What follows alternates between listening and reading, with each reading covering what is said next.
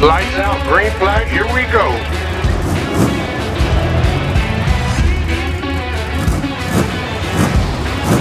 You pay for the whole seat, but you're only gonna need the edge.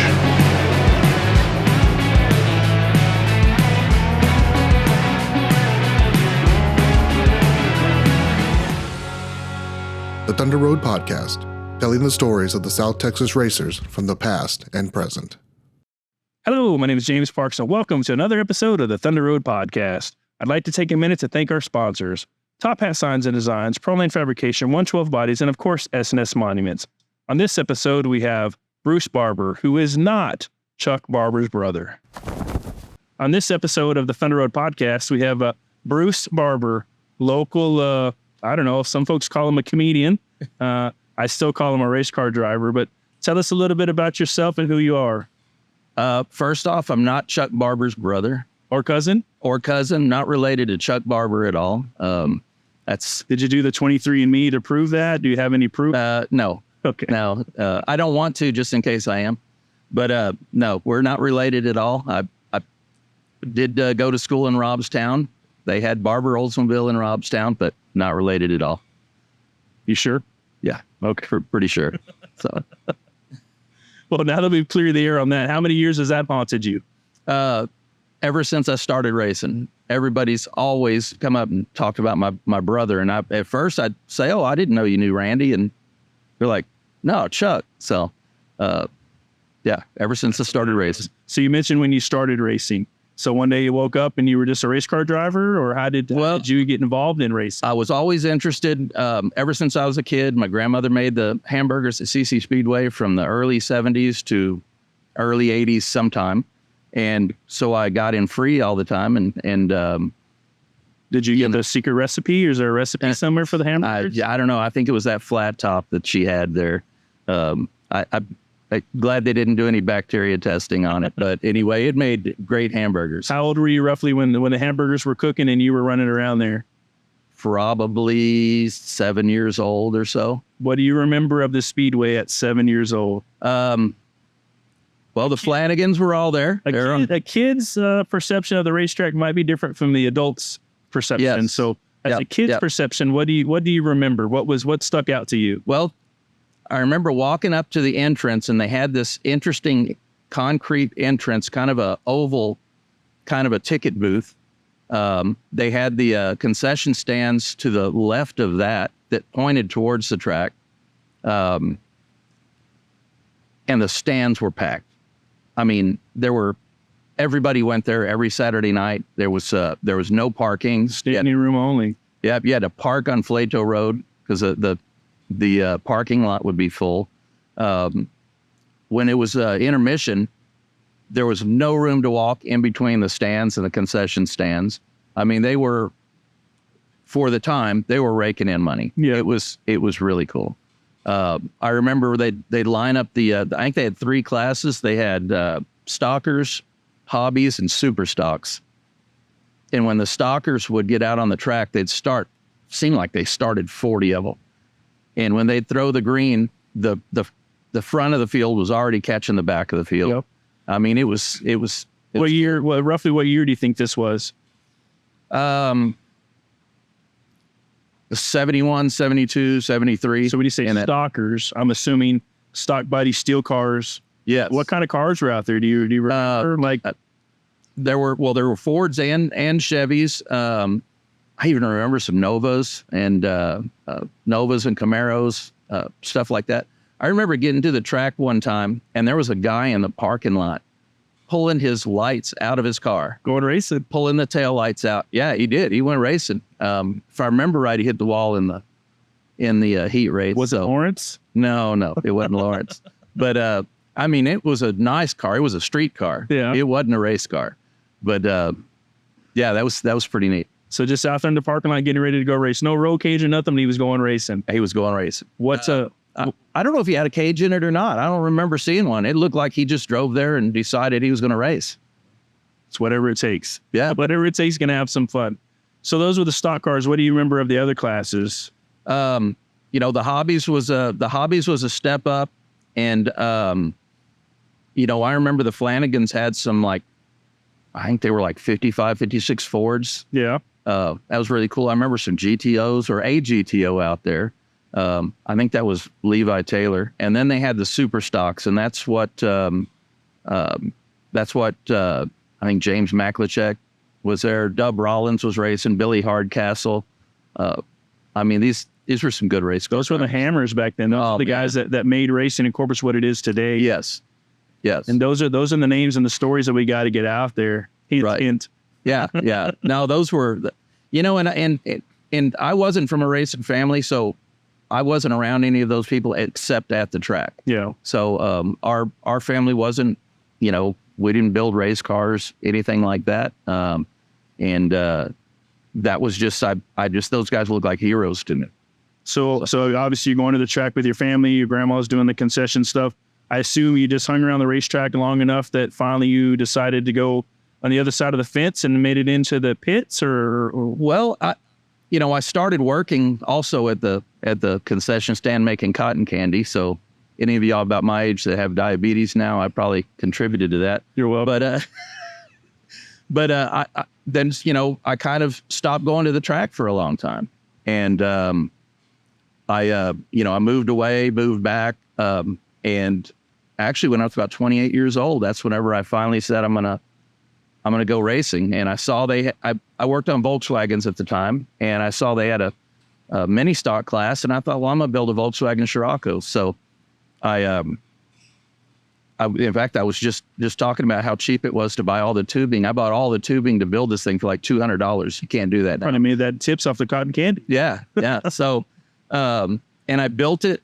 There was a guy that used to race mini stocks named Pappy Green that had a place out in Port Aransas. And he said, well, you can use my shop and use all his welder and tubing bender and everything. And I built it by looking at a Dale Earnhardt model and looking how the roll cage was built inside of that. And that's how you got it. That's how I got started. So I didn't race at CC Speedway a long time. Did you have the model first or the Scirocco first? You know what? I don't even know where the model came from. It was probably Pappy's. Yeah, it probably was. It was. I know it was out there because I had it on the bench next to. Say this is the template. Yeah, I guess so. Because I had no idea what to do. I just had kind of looked at cars and I had no idea what I was doing. Yeah. I didn't race there very long. The mini stock class was just weird back then. They were so there. You had front wheel drives, you had rear wheel drives, you had Volkswagen Bugs, and they just didn't have a good rules package. And it's almost like you felt uncomfortable there. If you did good, people were saying, well, you're only doing good because you have that car, and that kind of stuff. So then I went and started racing TIDA with Neil Upchurch. He had the pro sedans. Yeah. And that was a pretty strong group there. That was that was a real deal. Yeah. So we'd run CC Speedway, San Antonio, Longhorn Speedway in Austin, and even I can't remember what it's called. I think it was Twin Cities Speedway in Odessa. So we'd run there. And my favorite out of all of them with that car was Longhorn. If that was in Austin, or that was in Austin, yeah. And I'll tell you what, I loved watching practice there because it was almost a flat track. It was really hard to drive on for a bigger car. I thought it was fairly easy for our small cars, but that's where I'd see people like I think Jimmy Spiller and I think Mark Krademski was racing there when he was a kid or very young. And just watching those guys run that track was pretty unbelievable. The stories I heard about Krademski was he was running the top side. That was kind of where he was comfortable with. Everybody else would run the bottom, and he was up on what was considered the high side and just doing his thing. Yeah, but putting on a show at the same time. Yes, he put on a heck of a show there. So the Scirocco did local racing here, and then you traveled with that same car doing the Pro Sedan Series. How long did you stay in that deal? I think just 3 years. I kind of always seem to get bored with stuff, and I won a couple races at Longhorn Speedway. Won a race here with it, which I've never been somebody who won a lot of races. I always joke I'm the fastest car that just can't win races. So tell us a little bit about what the Pro Sedans were, though. Obviously, you mentioned a CC Speedway was a mixture of cars. Yes. rear-wheel drive, water-cooled, air-cooled. What was the pro sedan stuff? Obviously, Neil Upchurch was huge in Yes. Texas racing, but tell us a little bit about what those cars actually were and what the draw was for you to that series. They were all 4 cylinders, of course. Neil had a good rules package that was CC to weight ratio that kind of made it a more even class. It was, and the only draw for me was that I worked on Volkswagens. I knew them. I didn't know anything about working on Chevrolets. I worked on Volkswagen, Audi, and Porsche, and so that was a draw for me. That it was, I knew it. I knew the car. I knew the car. I had lots of parts. I had, access to things were readily available for you. Things were readily available. But after I won some races there, I always felt like I wanted to run the highest class that I could afford to run, even if I couldn't win in it. So then I've switched and started running modifieds on dirt, and that was when I kind of got where I like dirt. I was terrible at it. I'm horrible at dirt, but to me that's the most fun. So you decided you were done pro sedan-ing? Yep. Put the Scirocco on jack stands. We sold the Scirocco. We did a trade. What did we do with that car? I can't even remember who bought it. At his place or no? I think he still had a car, but I don't know what he was doing with it at that point. I sold it, but I can't even remember who I sold it to, and I don't even know where the car ended up. I don't think it ever raced again, though, from what I remember. But then I ended up I was at Mike Carlock's place then, because he had the compound where I didn't realize you were at the compound. Yes, I was on the compound for scratch that note, so we got to add this to it now. Yeah, I was at the compound for several years with Bruce Barber was out there, Larry Smith. Who of racing was at the compound? Yeah, yep. Steve Whitaker, a senior. In fact, I remember I'd be out there trying to build a motor, and Steve Whitaker Jr.'s out there riding a dang mini bike around, throwing caliche dust in my shop. So his dad put him up to it, I'm sure. I don't know. He was just a kid, having fun. He was helping you break it in, helping you seat the rings a little bit. Yeah. So where'd the modified come from? It was actually, I think it came from Lawrence Meklacek. I think it was one that Troy Bird had built, or Troy Bird and Lawrence, I think, had built. I think they called it a Cheetah chassis, and it was. It probably wasn't the best. It was good enough for Lawrence to win races in. So, but it wasn't good enough for me to win races in. But I put that together, and I actually raced a lot in Rio Grande Speedway with it. I loved going down there. What was your draw to Rio Grande Speedway? Because it's a journey. It's a trip. Yeah, it's a trip, but it was a dry slick track. It wasn't hammered down. I felt it was slow enough for me. But the big thing was I had like a 327 motor and a 2-barrel, and it didn't seem like it mattered what motor you ran down there. Sometimes I didn't even know what place I was in, because you were racing everybody, and it was dry slick top to bottom. So Rio Grande Speedway was known to be glass from the bottom to the top. Yes. And if you can make a car hook up at Rio Grande Speedway, you can make a car hook up anywhere. Yeah. Well, I could, but at that time, I think, if Lawrence was there, he was winning. Howard Willis, Bobby Maupin, Royce Danner. I think Adana Arambula raced down there also at that time and did pretty well. It's crazy to think that a racetrack 2 miles from the U.S.-Mexico border had so many big names down there, not just for the Miller Nationals, but on a regular Saturday night in its heyday. Like, there was 5 or 6 cars that could have won any night down there. Right. And Austin Carter, I can't forget to mention him. Austin Carter was really good down there. I think Randy Young, was driving one of Randy Young's cars at the time. My understanding is Austin drove for Randy Young. I did a little interview with Stevie.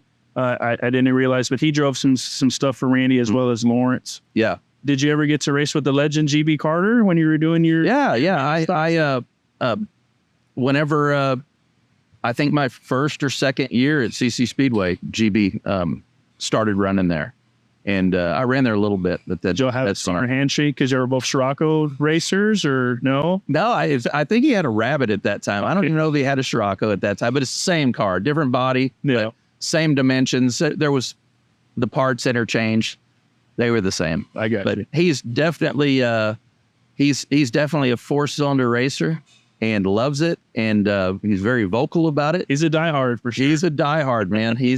If you say you're going to have a 4-cylinder race next weekend, he'll probably be there. He'll let you know that on the internet. He's very controversial though, but GB loves 4-cylinder racing, and he's good for it. Yeah, he's good for it. He's a good ambassador for it. Yes, he's a good ambassador. He may not like everything he says, but he's speaking from the heart. He's telling you how he feels, and that's just the way it is. He'll till his last breath, he will fight for those mini stocks. Yeah, and I'm cool with that. Right, get after it. So, Rio Grande Speedway, you raced down there. I assume you ran around here in the Corpus area. Yep, ran here some, and then when I-37 opened, I actually won the first ever IMCA modified race there. What? It was in the daytime. The track was, oh my God, it was rough. It was dusty. I started somewhere near the back, and I was just driving and passing cars, and we had a caution. I realized I was in second. I had no idea where I was, and actually won the race. So who'd you have to pass? Did you give him a bumper? Actually it was Ray Doyen. Oh, and I would pass him, and the caution would come out, and they keep putting me behind him. And I mentioned this story to him, and he couldn't remember it.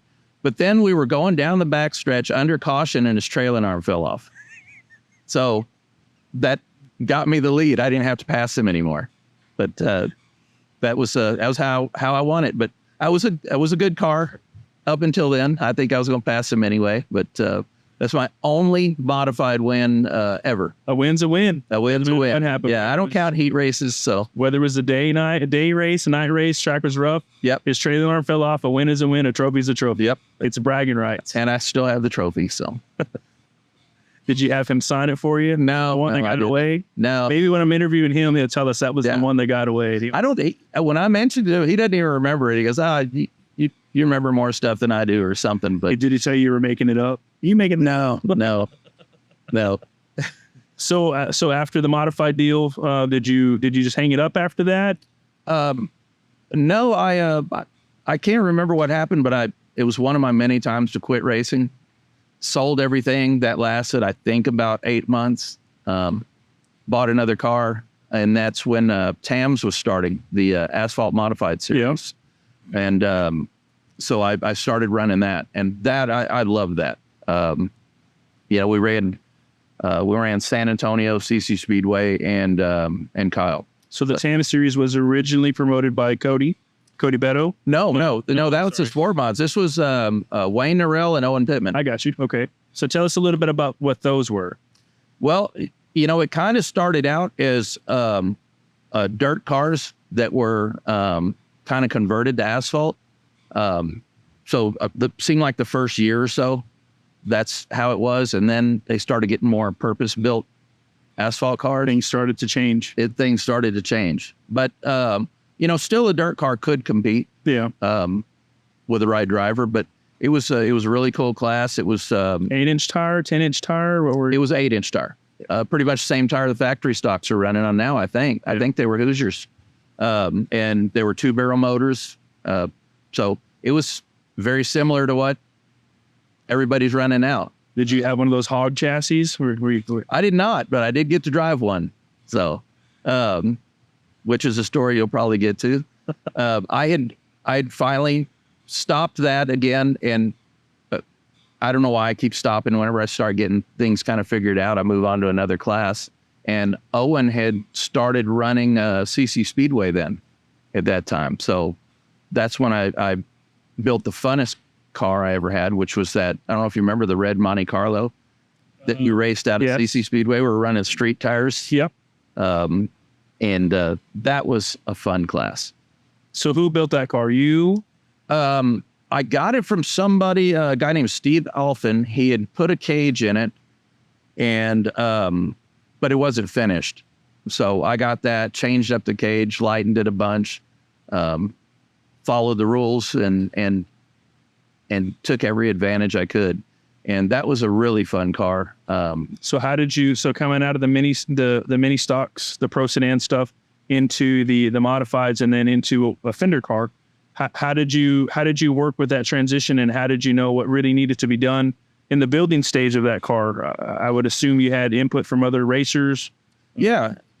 By that time, I'd kind of been hanging around the track a lot more, making more friends. By then had met, Joey Heineman and Lawrence, and, Steve Whitaker I'd already known for a while. And I got to see some of their cars and how things were built. I learned a lot from them. I mean, those guys are the ones who actually taught me stuff. Yeah. So you were doing all this out at the compound still? You're still working out of the compound? Mm-hmm. So every 8 months, everybody go, oh, he's done. He's selling all of his shit again. Yeah. Oh, yeah. He got something else. Here we go. So they might have had like a running bet on you how many times you were going to sell your stuff. The funny thing, I really met Lawrence because he ran into me, and I met Joey because he spun me out. I think we were both battling for last place. Whenever that's when we started running the dirt modifieds at CC Speedway. I don't know if you remember that. It was before TAMS. I remember dirt modifieds racing at CC Speedway on like Friday nights. They did a little deal we called it dirt tracking on the asphalt. Yeah. We did that a few times, but CC Speedway was one of those deals. I only got to race here when I wasn't traveling with the dwarf cars. Right. I would come and watch, and every now and then I would get to drive somebody's little stock car. But as a kid, I would come up and watch with my grandpa. Like this, I lived in the valley, so getting to come up here, this was like a NASCAR track to us. Yeah. But when I came to Corpus, I met Joey Heineman, Gene Hyde, Eddie, those guys. And those are the guys that kind of got me into racing locally, right, and kept me out of trouble. Honestly, those guys are the reason that I'm still here. Yeah. I didn't know anybody. Gene Hyde took me under his wing, and next thing you know, I'm at Joey's house. I'm not gonna say helping work on a late model because Joey just told me to get out of the way. Yeah. He used an explicit out of the way. Yeah. But I was privileged to be able to be a part of that. Right. So those are great guys. Yeah. Lawrence is basically my neighbor right here. And he's also a good man. His family's huge into racing, but you being able to have the help of those guys and having the input that's a big deal. Yeah. And those would still be the guys I call right now. Yeah. I might call Marcus Maklicek now, and maybe Nathan Titzman now, but those would be the go-tos. Oh yeah, those might be the go-tos. Yeah. So tell us a little bit about the stock car deal. Well, it was a ton of fun. When Owen got the track, it's weird. It seemed like cars just came out of nowhere, and and they call them super stocks. That time we ran street tires, and they were all Chevys as far as I can remember. Yeah, they were all Chevys, and there'd be anywhere from, I don't know, 16 to 23 cars a night, 23, 24 cars. And I'm somebody who never raced every weekend, so I always started in the back. That's when I learned, just try to follow Greg Carlucci, because I think when people saw his fender, they got out of the way. Because when I'd get under them, it seemed like they'd rub on me a little bit. But I had a ton of fun there, just passing cars. I think I only won one or two, maybe two of those races, one for sure. But I had more fun just starting in the back and going through and passing cars and maybe getting second and third than I had in anything. I remember one race against, Greg had pulled off, and he was he was way out in front, and me and his dad were racing. I was on the outside, his dad was on the inside. It was probably 5 laps. Seemed like it was 100 laps of us racing like that. We touched every single corner. We were leaning against each other on every single corner. Never once tried to shove me up into the wall or anything. I mean, that had to be one of the funnest races I think I ever had. Did you come out on top? Yeah, I got second. In his defense, I had him in the dirty track. I mean, there's always somebody going into 3 and 4 and pulling dirt up on the track. And so I had him on the dirty part of the track. But that was probably the only thing that got me second. But that was a lot of fun. I got to race CC Speedway a handful of times in a dwarf car and in a stock car. I drove a car for Daryl and Donna Miller. But once you were in CC Speedway, like you were in there. Yes. I tell everybody that the racers that cut their teeth there, they were gladiators in the fact that once you rolled onto that track, like you had to go or you were going to get run over. Yeah. You had to make the decision instantly or just get out of the way. I mean, once you rolled in there, you were locked in. Yeah. You know, I don't know if you remember when Owen had some of those end of the year races and he'd pay like $3,000 to the street stocks. Yeah. And it might've been more than that. I don't know. I never collected the money, so I don't know what it was, but you'd have guys from Kyle there, San Antonio. We'd do qualifying, had to run qualifying races and stuff like that. And I remember there was one race that I qualified somewhere near the front, and I was happy to stay in third because I knew that was going to start me on the second row inside. Yeah. And so the guy behind me, I guess he wanted that. Chris Blazak was his name, and no hard feelings. We're racing, but he shoved me up off the bottom and almost into the wall, and I got mad, so I caught back of him the back stretch and got into him and sent him through the infield. Well, of course, they put us both in the back. There probably wasn't 10 laps left, and I think it was a 24-car field, and I got on the outside and passed every car, and you had to get into sixth to transfer. I got all the way to seventh, but every car on the outside, because that was the only thing that was open. Everybody was on the bottom. Did you tell yourself, I hope it sticks? I hope it sticks.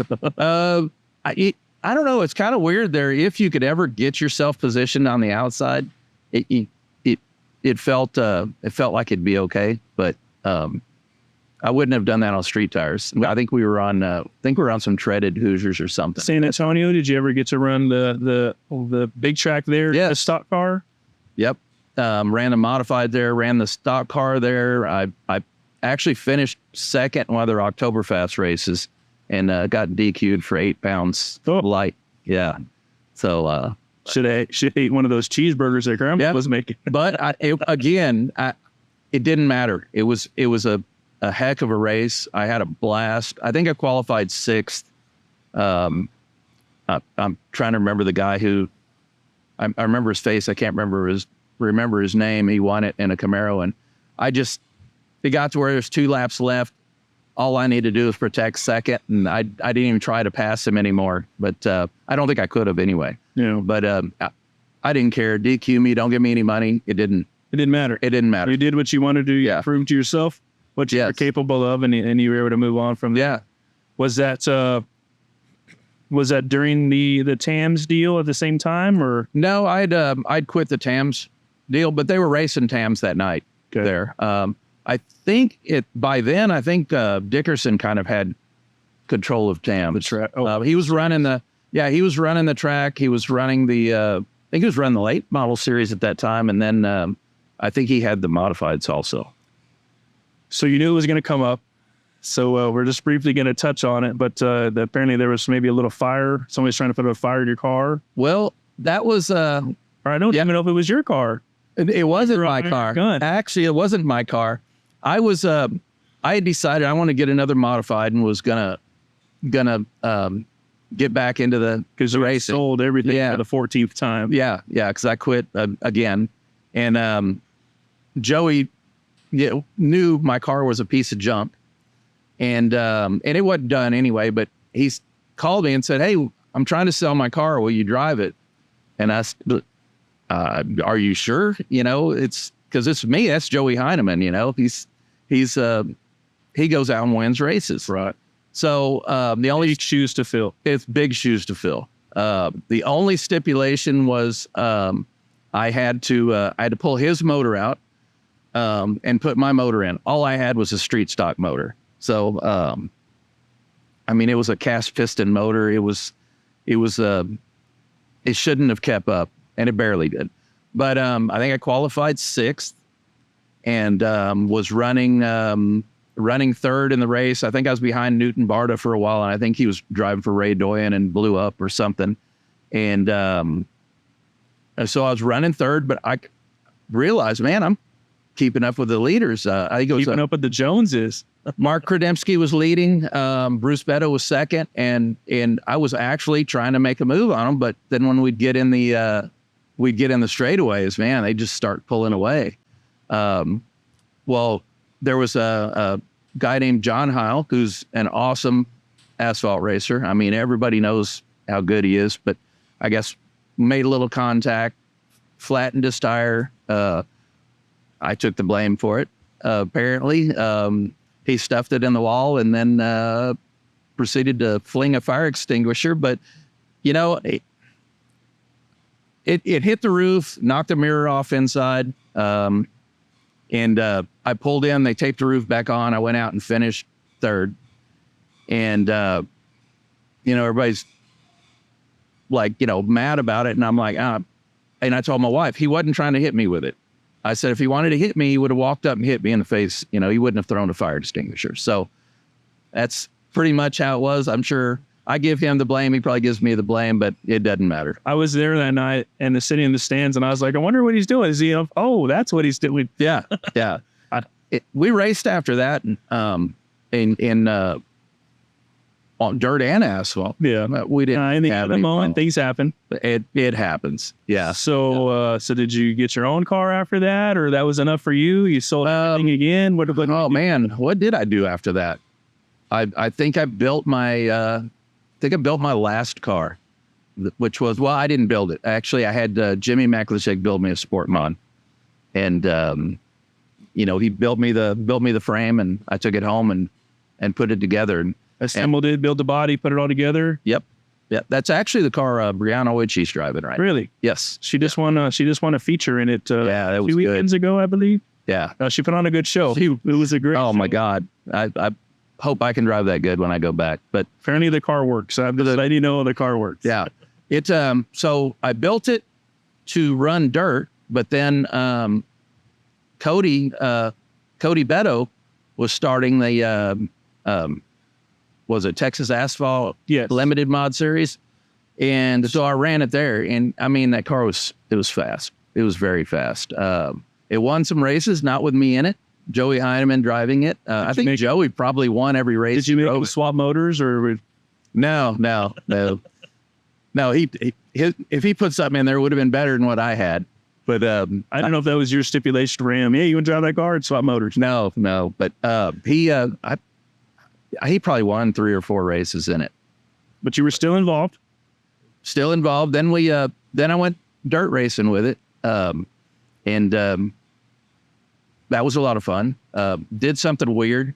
I left my asphalt set up on it and ran the sway bar, and actually Joey and I ran up to I-37 and started in the back and finished like 6th.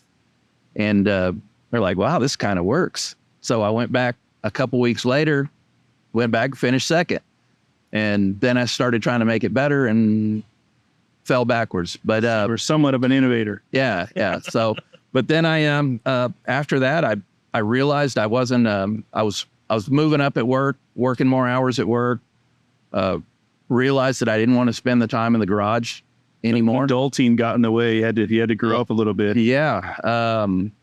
You know, sold everything I had, paid my house off, kind of, you know, I thought all that was what I wanted to do. But man, I like driving cars. The bug's still there. Yeah. He can sell out 14 times, but the bug is still there. It has cost me so much money. But how much fun have you had? How many great people have you met? You know, I went to the track this last weekend to help Kyla Ross, which she did awesome on Saturday night. You got her shirt on. You're supporting. Yeah, got her shirt on. And man, I just realized, man, that's where all my friends are. My friends were there. Their kids were there. Their grandkids were there. It's like, honestly, it's like a big family reunion. Yes. Sometimes you got to stay away from the other cousins. Yeah. These cousins are all right. Right. That's how now you look at it. Yeah. Yeah. But there's people there that I've known and I can't even remember their names. I mean, but yeah, I loved it. I enjoyed it. I'm ready to go back. So you haven't been circle track racing. You've taken a little time off from that. You might have something building, but in the meantime, you've been doing a little different racing. In the meantime, you've been doing something a little different than what we're used to. Right. I got, I always say I got suckered into it, but It's a guy who's good friends with my brother-in-law and actually one of my customers at work. He had him and some other guys had got into doing some 24 hours of lemons and like champ car racing, stuff like that. And they had a 79 Datsun 280ZX. And he wanted me on the team. Well, there really wasn't room on the team, so he bought another car. So we built that car up, and we had... So they built a team around you. Yeah. Knew you were a hired gun. Yeah. They built a team around you. Yeah. That's what I understood. Well, you can put it that way. Okay. Yeah. But it was... that was a lot of fun. Champ car is a lot more racy.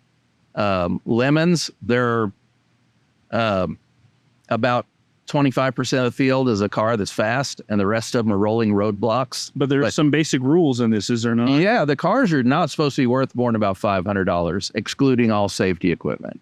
I would say most of them are worth well more than $500. Excluding the... Yes.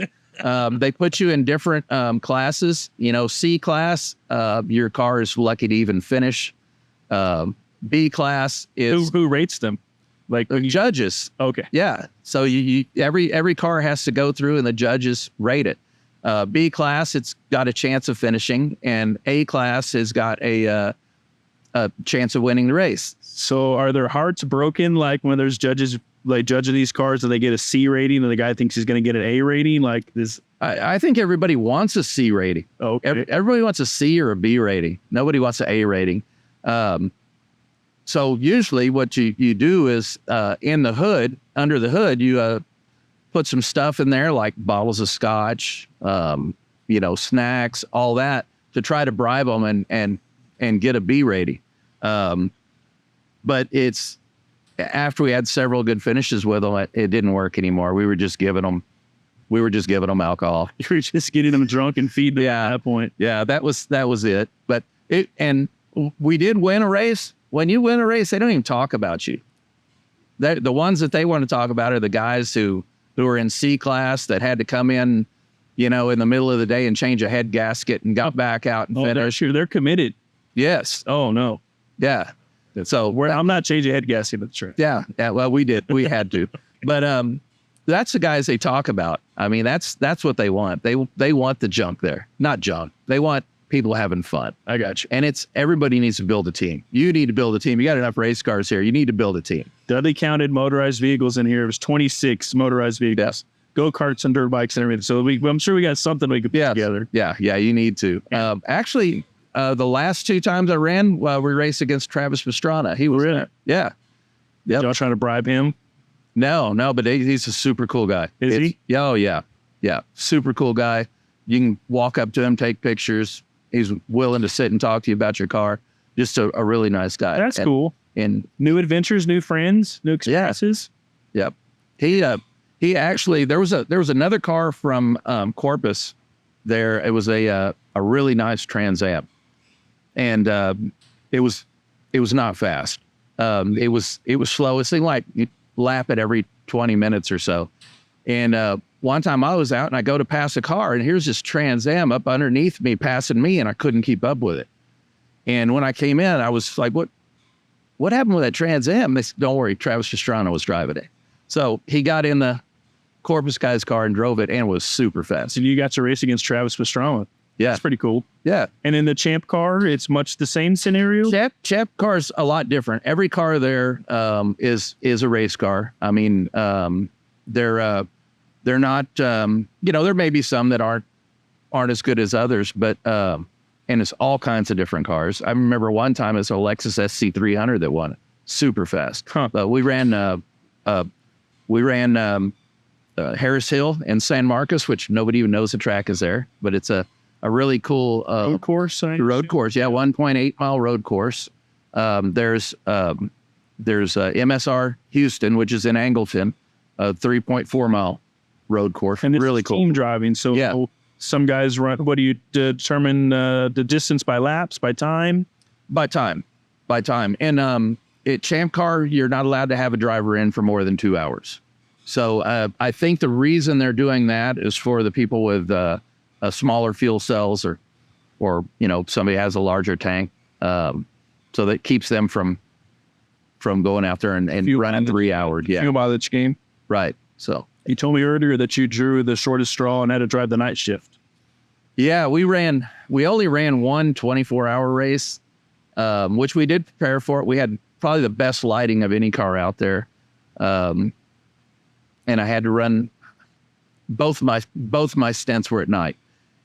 And when you start getting old, you can't see at night very well. Your depth perception is horrible. But Stay in the gas. yeah, well, I don't know how many times I let off for a turn and then had to get back on it to get to the turn. But I think is there radio communication with the crew Yes. or anything? yes, yeah. But at night they can't help you. I got you. You know, they don't even know where you're at. You know, at night. But I actually got in the lead at night and then broke a lower control arm broke. Snapped a Heim joint off it. So I made it back to the pits. We didn't have any parts. We pulled it off. We welded it all up, went back out, and we were, I don't know, probably 60 something place. And by the end of the race, the next day I think it was at noon, we were in 4th place. Huh. So Welded up suspension Yeah. parts and everything. yeah, I think it handled better. Sometimes when we wrect them, they do handle. Yeah, I know. So at that point, you decided, I'm not selling everything. I'm going to get back into this. Well, I kind of stopped doing that and went with another team, and they have a Miata, and Dennis and his wife are both fairly short, so they got the seat moved up, but I can get in. I'm just worried about getting out, so I don't know if I'm gonna be driving that one anymore. But we ran Harris Hill, did well. We ran Coda. And did okay there. I think we finished 13th overall or something. I'd imagine the Coda race probably brought in some big teams in that scenario. You know, it was surprising that, because you know the racing organization has to rent the track, so your fees are a little higher to get in the race. Yeah. So it didn't bring what you thought. I think there were 60 something teams, but I would have thought there would have been more. Yeah. So, but it was neat, but it's really, even though I would go back if somebody asked me right now, it's kind of boring in that kind of car because the straightaways are so long. There's some laps you're not even racing anybody. You're just driving. Just running down the highway. Yep. I guess it probably feels like that at some point. Yeah, it does. Harris Hill's a much funner place because it's 1.8 miles. You're always racing somebody. It's more technical. And you have some straightaways where you're hitting over 100, but you're not, it's just a lot more technical. Were these cars that you got to like maintenance and work on, or other folks put them together and we were able to basically show up and drive?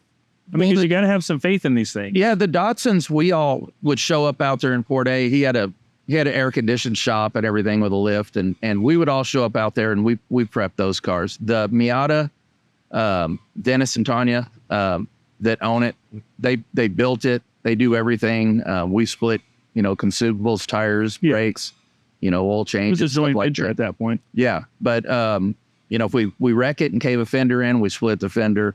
But Dennis does all the work. He wouldn't have it any other way. He enjoys it. He enjoys it. He's I'm oval track, so it's we don't like something, we just chop it off with a torch and weld it back on. Not so much. Not Dennis. Not Dennis. Dennis, he likes everything just right. So you mentioned your oval track, but you've done the Le Mans and the Champ Car, Yeah. road racing, things like that.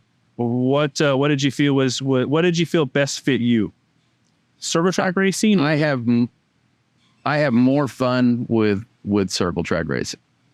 Yeah, specifically dirt, even though that's probably the worst out of. I mean, I'm terrible at dirt. You enjoy it. Yeah, that's where the fun's at. I did some road racing with the SCCA in a dwarf truck. Mhm. I enjoyed it, but man, it was a long day. Like, Yeah. you have to push your car everywhere. When you get up there, you got to get in. They told me to quit doing burnouts in the parking lot. I'm like, I'm just trying to get the tires hot. But Yeah. I enjoyed it. It was just a lot of work. It was a lot of work for a very short run, a minute and a half run. I was like, man, we've been out here all day. We've pushed this car. It felt like 4 miles, but it was neat. It was something different. Like, it was just, it was a kind of a breath of fresh air, I guess you could say. It was fun. Yeah. But I didn't do any more after that. I did it twice with the SCCA and decided that was enough of that. Yeah. So Yeah, it seems like everybody's kind of different at the road race. I think I would have enjoyed it if it just hadn't been so long. Like while waiting so long. Yeah. And one car at a time can go, and there you are, just stuck. Yeah, that's what happens. I like the dirt track because you show up at 5:30 or 6. You know, you're there 30 minutes back in the track, and then it runs a quick race. You better be on your toes. Yeah, because he'll tell you you're going to miss a heat race if you're not on your toes. Right, and he does not care. The green flag will drop whether you're out there. Yep, yeah, that's good. I like that. Keeps everybody moving. That way you can get home early.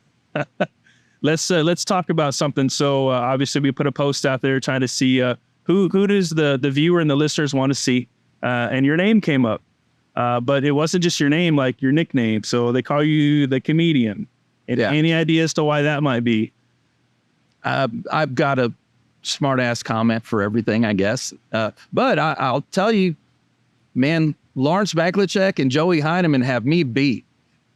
These guys are way funnier than I am. Have you know that I have asked both of those gentlemen to be on this show, and they're both a little nervous. So I'm hoping that you're going to break the ice for those two. Oh, they got to come on the show. It's not that bad, is it? No. My phone is hooked up in the Vice. It's recording everything. Right. We're good to go. Yep. I want Joey Heineman and Greg Carlucci on here, and I want to know why Joey was so rude to Greg at the SEC Speedway. Because Greg has committed to come on to the show. We've had some scheduling issues because, he's a fireman and all. You're right. So we've had some scheduling issues, but he has committed to come on the show. But you're kind of avoiding the subject a little bit. I kind of feel like you were the original internet. There was a site where people could pretty much say whatever they wanted and be kind of anonymous. And I think everybody spent the days trying to guess who was doing it all. Still to this day, I hear conversations about people wanting or guessing at whose screen name was who. Right. And honestly, there were like 6,300 different screen names on that site. How long did the internet shit talking actually go for? How many years did that go on for? I don't know, probably about 5 years or so. 5 years. And there was no limits. Like everyone. There was no limits, but now when I go back and think about it, that I think some of that can be a little detrimental to racing. I think some people may have taken it as well. Some people may have taken it a little personal, and it wasn't. I don't think it was ever meant to be. Were there any actual divorces over this? Oh, I have no idea. I don't think there were. You don't want to speculate? No, I don't want to speculate. There were hurt feelings. There were a lot of hurt feelings, but there was a lot of laughter too. It was all supposed to be for laughter. So how did this get started? How did you just decided one day? Actually, I wasn't the one that started it. Oh, no. No. The truth comes out on the Thunder podcast. No, somebody else started it, and you took the blunt of it. Yeah. I took the blunt of it. Somebody else started the Basher site and then handed it over to me, and I don't want to tell you who that was. Fair enough. The mystique will always be there. Yeah, always be there. So what was the turning point where you decided this enough is enough? Because someone ultimately had to hit the delete button, I suppose. Yeah, I did. I don't know if I just started growing up feeling a little guilty about some of the stuff. Not all that I said, because there was lots of stuff, but there may have been some stuff that I thought, oh, that's a little out there. That's a little out there, and I was moving up at work and stuff like that, and I didn't feel I needed to be your pass. You didn't want your pass following you. Yeah, and I just went ahead and closed it all down. Well, I did offer if anybody wanted it to take it. No one wanted it. No one wanted to take it over. Nobody wanted it, but nobody wanted me to stop it. No. But I stopped it, and but I think some of the internet stuff could be, you see the stuff said on Facebook and all that, and I just think some of it could be a little detrimental to tracks. There's been tracks shut the doors. Oh yeah, because of internet stuff. I agree. I feel like maybe y'all were a little bit ahead of the curve. Like, Facebook wasn't really a big deal, but boy, the Basher site was on point. Right. Yeah. It was. Sometimes you didn't even have to get home and people were already calling and saying, "Hey, did you read that?" I'm like, "Oh yeah, yeah, yep." I had people call me at work and say, "Hey, can you get to a computer and delete this for me?" Mom, Oh, okay. So handle it. yeah, Handle it. yeah. So I never tried to find out who anybody was. Didn't want to. I took a lot of heat on there. I'm sure you probably took some heat on there. Everybody took some heat on there. That's why I said it was no holds barred. It was anybody and everybody. Right. So Right. But unfortunately, or fortunately enough, that's one of the things that Corpus was known for was their own entertainment. Yes. So we'll just leave it at that. Yeah. I'm glad it's gone though, actually. Do you have any printouts or anything? No. I don't somewhere in this. I don't want to remember it. I have people tell me what I said, and I'm like, I don't even remember saying. You didn't realize people were paying that much attention. No. And I took a lot of grief for stuff that I didn't say. Yeah. Maybe you should have said it, and then you just felt better. Yeah. No, it would all somebody else. I mean, there was, like I said, there were 6,300 names on this. So the day you hit the delete button, was it a somber day, or were you like relieved, like this is over? I think I was relieved. Yeah. I hit the delete and it said goodbye to 63 of my friends. Yeah. Pretty much. Oh, that's awesome. Yep. What in your racing, the whole time that you raced, because you raced a lot of things from the pro sedans to the stock car to the modified to the road race stuff. What was your greatest accomplishment to you? I know you talked about running the deal at 37. You talked about running with Carlucci Sr. Like, when you lay your head down at night, what do you feel was your greatest accomplishment in the racing world? I'm not somebody who's won a lot of races, but I've been quick, and I've usually done it with somebody's used equipment, like my the modified that I had that I ran the dirt, the Outlaw modified. I forgot about that one, but when I ran the Outlaw modified, that was a old Hoover chassis that David Shurey gave me, and I took that car and cut the clip off and moved it and made it a 4-link car. And I think if people like Steve Whitaker or Lawrence had drove it, they would have won races because it was fast. But I've always usually taken something I built or something that was old and I modified it to made it your own, to make it my own.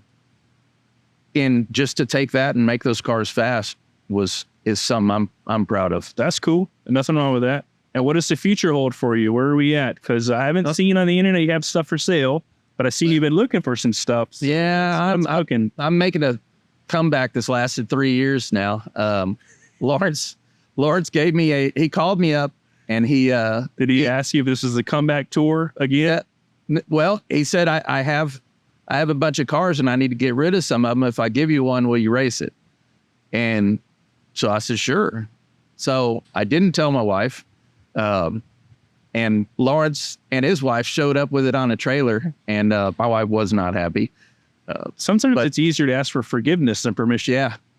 But I have taken the car out once. Motor was no good, but I showed up. It's been over a year now. I showed up on a December race. I called Owen. I think y'all had qualifying on Friday night. And so Saturday, I told my wife, if that car starts today, I might go race it. So I walked out and it started. So I called Owen, hey, if I show up, can I race? He says, sure. So I think I started 20. He said, hell yeah. Yeah. I think I started 23rd or 24th. That had no power. I just stayed on the bottom. And when somebody would mess up, I would go by and I think I finished 12th. But that's whenever I realized I got to get this car going fast. You're having fun again. Yeah. That was so much fun. I can't wait to get out there. Problem is I don't have much time to work on it. I work 12, 13 hours a day, usually 6 days a week. Yeah. So Sunday's my only day, but that's a day to do other stuff too. So you're running the service department now? Is that what you're doing? Yeah, I'm the service director now. How long have you been there? I've been at the Mercedes store for 27 years. That's a long time. Yeah, I paid you for that. Yeah, I've been in the car business since I was 18, and have worked for the Hicks family. If you counted all the years I worked for them, it's more like about 32, 30. Cool. I'm a small business owner myself. I have a few businesses, and you don't see that anymore. You don't see the commitment of people hanging around for a long time. So on a personal level, I commend you for that. And I'm sure the Hicks family is very happy that you've been there too. They're great to me. But I've got, my team is I've got guys that have been there 16 years, 15 years. And well, you said it's air conditioned. No, my office is air conditioned. The shop is not air conditioned. But I never worked in air conditioning whenever I was a tech. But I mean, I just try to make it a place where people make money and are happy to work. Yeah, I got hired on one time at Coastal Auto House. They're off of Staples, like the Bill Miller's was across from it. Oh, that was a BMW store. Yes. Yeah. I worked at the truck shop at French Ellison. Anyway, I got fed up and I was done. So I went over and applied and I got the job. And I was used to working on very large trucks, very big wrenches. So they took me on a tour inside the shop back there. It was all air conditioned and it was all these little bitty cars and all these very small guys working on these cars. And I was like, I don't know if I can do that or not. Right. So I ended up not going to work there. And I remind myself when it's 113 degrees outside that shop was air conditioned. But I'd worked on 18-wheelers since I was 14 years old, so it's all I knew. But the automotive side is a little different from the truck side, but either way. Yeah. I think most new dealerships now are air conditioned. But what's the younger crop of technicians look like versus some of your older guys? Well, somebody's got to replace them. Millennials take a lot of heat. And I've got some great millennials. So there's guys out there. There's guys that are good technicians. They came up a different way. Most of us were working on our junky cars that we got in high school and had no choice. Guys now our kids now are getting a lot nicer cars than we had. So nicer. So they're not working on stuff, but most of them, going to tech school and stuff like that. And I do have some very good younger technicians. I learned a long time ago, you're only as good as the people who work with you. Yes. And I don't like to say work for you because my thought process is if we work together, we achieve a bigger goal. Right. So I learned that a long time ago. You take care of the people that take care of you. And if you have a good crew, that's all you can ask for. Yep. So where do we go from here? We got the car in the garage. Mama's happier, not happy. She's okay. She's all right with it. We doing any more Le Mans racing? Any more champ car stuff? Probably not, unless the right thing comes along. But that's one of those deals. If you ever want to, you go onto their website and you can find a team looking for a driver, and pay a little bit of money and go hop in their car. Just be a hired gun. Just go out and have fun. Sometimes that's what it takes. Yep. You have a good time. There's plenty of opportunity. I think racers locally are a bit closed-minded sometimes in the fact that if it's not circle track racing or dirt racing or asphalt racing, there's nothing else out there. Me doing this podcast, I have met a ton of folks doing motorcycle racing.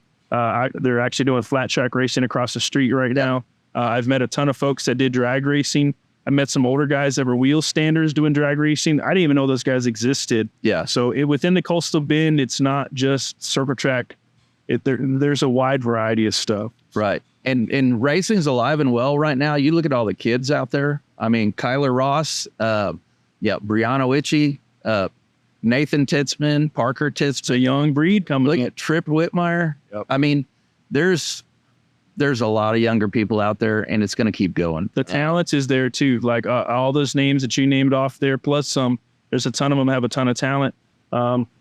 Sometimes I think like, man, I hope they realize that it's a long road to hold because some don't have big names, big last names, and shoes to fill. I just hope that doesn't keep them down. I hope that they become their own person and be their own person and just, like you said, have fun because this racing community, it has highs and lows. Yeah, being involved with racing, it has its ups and downs. So hopefully they can make the best of it and see where their career goes from there. Yeah. So, well, did you have fun? I had a blast. Was it as nerve-wracking as you thought? Not really. We'll see how it comes out. But you did fine. Yeah. You were a little nervous. Yeah. Talked you through it. Yeah. I'll be good to go. Maybe I should have had a beer first or something. Well, maybe. Yeah.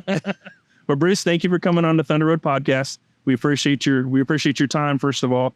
We appreciate you sharing your stories with us and letting us know how you got involved in racing. Thanks. Thank you. Thank you. As the checker flag flies in this episode, I would like to take the time to thank Bruce Barber for coming to the Petronio Posse Race Car Shop.